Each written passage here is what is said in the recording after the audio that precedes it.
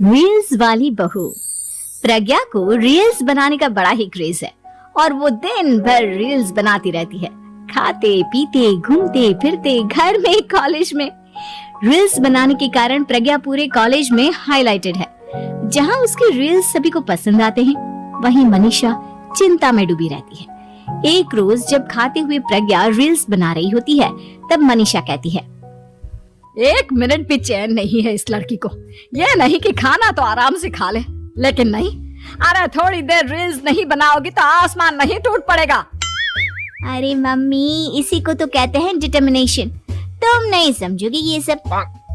भगवान, इस लड़की को सद्बुद्धि दे। जब देखो तब टेढ़ा बाका मुंह बनाती रहती है। मनीषा की बात का प्रज्ञा पर जरा भी असर नहीं होता और वो खाते खाते रील्स बनाती रहती है। दिन बीतने लगते हैं और देखते देखते प्रज्ञा का कॉलेज भी खत्म हो जाता है। आए दिन कोई ना कोई मनीषा को प्रज्ञा की शादी करवाने का सुझाव दे जाता है। सब ठीक ही कहते हैं, प्रज्ञा की शादी कर देनी चाहिए। अपने घर के काम काज में व्यस्त हो जाएगी तो खुद ही ये रील्स और नाच गाना बंद हो जाएगा। मनीषा और प्रेम प्रज्ञा के लिए एक अच्छा लड़का ढूंढने लगते हैं और तभी विकी का रिश्ता प्रज्ञा के लिए आता है, जिसने प्रज्ञा को उसकी रील्स देखकर पसंद कर लिया था। अगले दिन विकी अपने माता पिता के साथ प्रज्ञा के घर पहुंच जाता है और प्रज्ञा साड़ी पहने हाथों में चाय की ट्रे लिए उनके सामने आती है।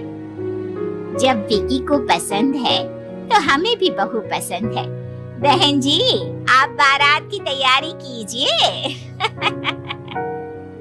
एक बार लड़का लड़की अकेले में बात कर ले तो अच्छा रहेगा। हाँ हाँ, क्यों नहीं।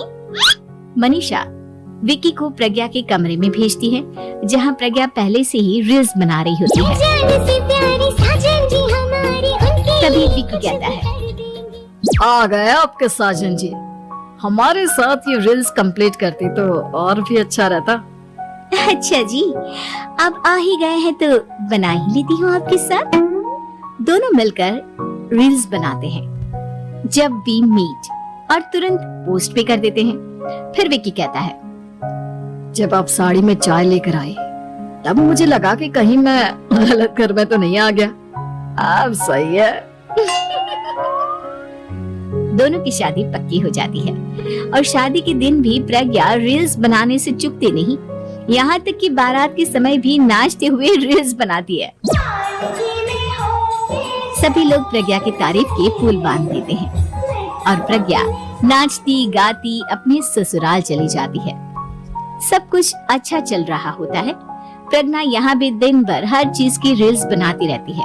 लेकिन कुछ दिनों के बाद जब सुनीता कहती है, बहू, ये रील्स के साथ साथ कुछ काम भी कर लिया करो। वैसे तुझे और क्या क्या बनाना आता है? मम्मी जी, वैसे तो सब कहते हैं कि मैं सब कुछ अच्छा बनाती हूँ, लेकिन मुझे लगता है कि मैं मैगी अच्छा बना लेती हूँ। हाँ, कॉफी भी अच्छा बना लेती हूँ और मुंह तो सबसे अच्छा बना लेती हूँ। हैं? अच्छा अच्छा। सुनीता अपना माथा पकड़ लेती है और कहती है, बहू, कुछ खाना बनाना भी सीख लेती। मम्मी जी, मैं लंबी प्लानिंग कर रही हूँ। जल्दी ही मैं इतनी फेमस हो जाऊंगी कि मुझे पैसे मिलने लगेंगे। हम दोनों सास बहू राज करेंगे, राज नौकर काम करेंगी और लोगों की तो लाइन लगेगी हमसे मिलने के लिए। तेरा दिमाग खराब हो गया है क्या बहू? हंसी मजाक तक ठीक है, लेकिन इस तरह घर नहीं चलते। जितना जल्दी हो इस घर के तौर तरीकों को सीख लो। प्रज्ञा मुंह घुमाकर चली जाती है और तुरंत उसी वक्त एक रील बनाती है। ये देख सुनीता का गुस्सा 7वें आसमान पर चला जाता है और विकी के घर आते ही सुनीता उसे सब कुछ बताती है। विकी भी अब प्रज्ञा की इन हरकतों से परेशान हो जाता है। तुम टेंशन मत लो मम्मा, मैं देख लूंगा। विकी कमरे में जाता है तो देखता है कि प्रज्ञा रील्स बना रही है। विकी बड़े ही प्यार से प्रज्ञा से कहता है, प्रज्ञा, इन सब के लिए मैं तुम्हें मना नहीं कर रहा हूँ, लेकिन फिर भी हर वक्त तो ये अच्छा नहीं लगता ना। समझने की कोशिश करो, मुझे भी तुम्हारा थोड़ा वक्त चाहिए। मैं जब ऑफिस से आता हूँ तो मुझे समय देने की जगह इसी में लगे रहते हो। तुम ज्यादा ही सोच रहे हो। तुम भी मेरे साथ रील्स बनाओ ना, तुम्हें भी बहुत अच्छा लगेगा। तुम्हें इज्जत से कोई बात समझ में नहीं आती क्या? दिमाग खराब हो गया है तुम्हारा इस चकाचौंध से। अगर तुमने अपना रवैया नहीं बदला तो मैं तुमसे दूर चला जाऊंगा। तुम ही रिश्ता लेकर आए थे, मुझे लड़कों की कमी नहीं थी और ना आज है। विकी दरवाजा पटककर चला जाता है। धीरे धीरे विकी प्रज्ञा से दूर होता जाता है। एक रोज मनीषा प्रज्ञा के ससुराल उससे मिलने जाती है। तब सुनीता उससे कहती है, बहन जी, अब आई हैं तो कुछ दिन यहाँ रहकर जाइएगा, आप ही का घर है। हाँ मम्मी, बहुत दिन हो गए तुम्हारे साथ एक भी रील नहीं बनाई मैंने। प्रज्ञा तुरंत अपने फोन में रील्स ऑन कर लेती है। मेरी माँ के बराबर ये सब मुझसे नहीं होता। तेरा ये भूत अभी तक नहीं उतरा क्या? बहन जी, आप कुछ कहती नहीं क्या इसे? जब आप ही कुछ नहीं कर पाई तो मैं कर ही क्या सकती हूँ। सास तो वैसी ही बदनाम है। शाम को घर की लाइट चली जाती है और मनीषा प्रज्ञा से कहती है, मेरे घुटनों में बहुत दर्द हो रहा है, तू लाइट का कुछ इंतजाम करना बेटा। अच्छा, कैंडल जला देती हूँ मम्मा। प्रज्ञा गाते हुए कैंडल जलाती है और खिड़की के पर्दे के पास रख देती है। मनीषा, जिसे बहुत दर्द हो रहा है, वो सो जाती है और प्रज्ञा हमेशा की तरह अपनी रील्स में लग जाती है। उधर कैंडल की वजह से पर्दा आग पकड़ लेता है और मनीषा के कमरे में आग लग जाती है। बचाओ, कोई है, बचाओ। सभी भागते हैं और विकी कमरे की आग बुझाने में लग जाता है, लेकिन तब तक मनीषा आधी जल चुकी थी। मनीषा की हालत देख प्रज्ञा रोने लगती है। विकी मनीषा को तुरंत हॉस्पिटल ले जाता है और उसे एडमिट कराता है। विकी प्रज्ञा से कहता है, देख लिया ना, तुम्हारे इस नाच गाने की वजह से आज तुम्हारी माँ की जान जाते जाते रह गई। अब पता नहीं तुम और क्या चाहती हो।